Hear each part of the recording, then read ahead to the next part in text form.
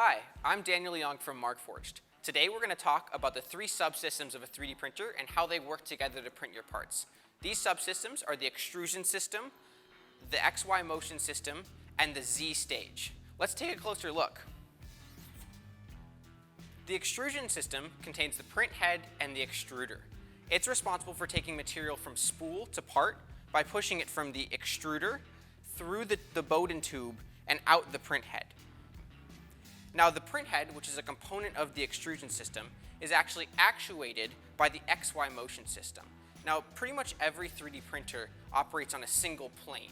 So the print head moves on an XY plane, back and forth, forward and back, and it precisely positions itself at every given point in time.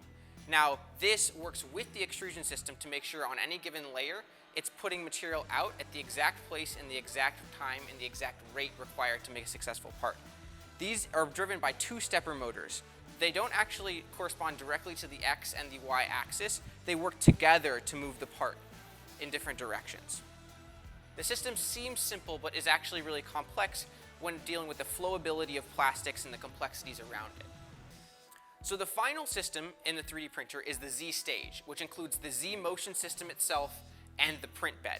The Z motion system is controlled by a stepper motor that's actually out of sight, but is actuated along this lead screw and held in place by these two rods here.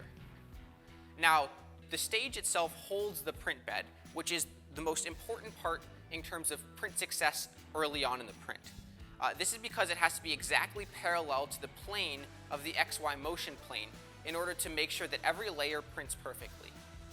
At the beginning of the print, the ZStage is positioned one layer height below the nozzle, which is on the print head, as the print head prints the first layer of the print. After that layer prints, it moves down one layer height further and then repeats that process as the part prints itself.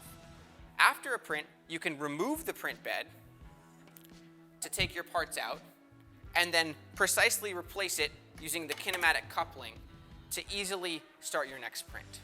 Now that you understand how each component of the printers work, you get a better idea of how our printers work to print precise parts. Thanks for listening and happy printing.